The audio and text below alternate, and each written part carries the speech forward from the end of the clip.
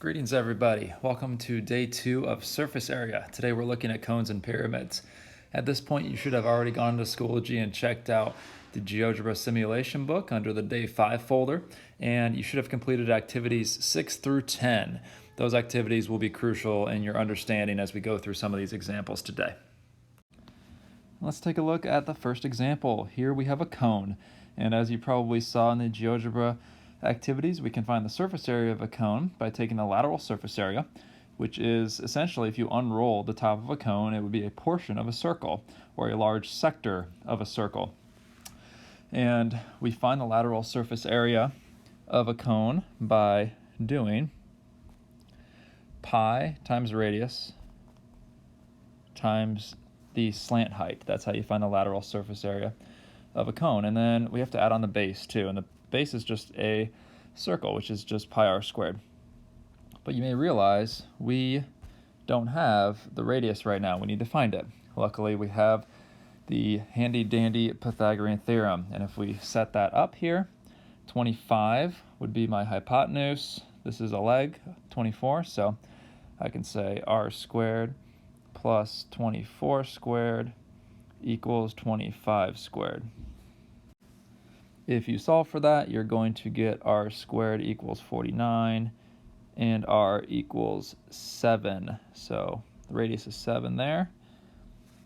And we're going to use that to do our calculation for surface area. So the surface area of this cone will be pi times 7 times the slant height, which is 25.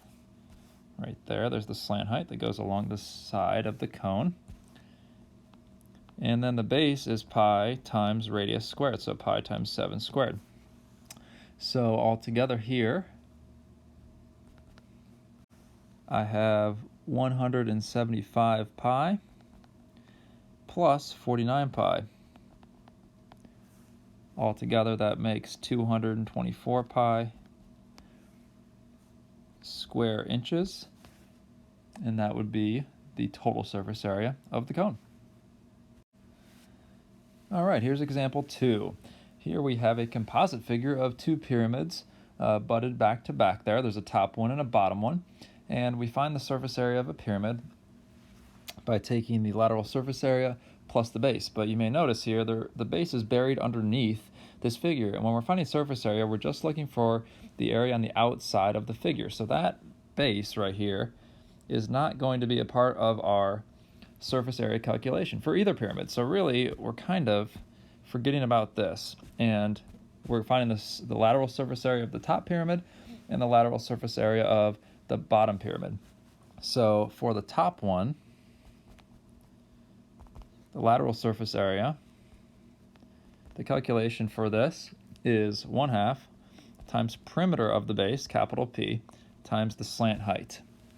This is an efficient way of finding the area of the 4 triangles that make up this particular pyramid. So my calculation then will be 1/2 times the perimeter of the base, which is going to be the same for both of these, right? It says squared on here, 8 by 8 by 8 by 8. Okay, so 8 times 4 is 32. So the perimeter of the base is 32, and the slant height is given to us right here as 15. It's the distance going along the side of the pyramid, not straight up and down. That would be the regular height. That's used for volume, but the slant height is used for surface area. So the slant height here is 15. That gives us 240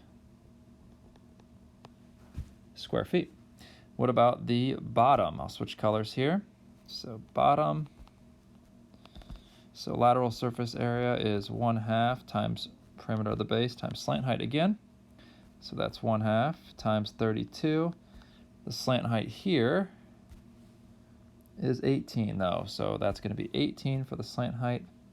If I do the calculation, it's 288 square feet.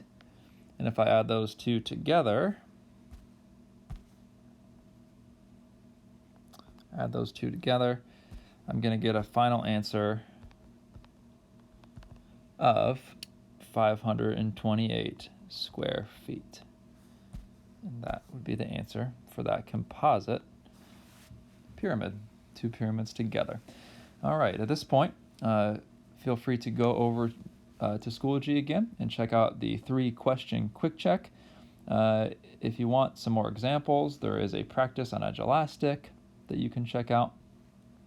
So feel free to do that if you feel like you need some extra practice. And always reach out, schedule a conference if you need anything. Hope everybody's doing well.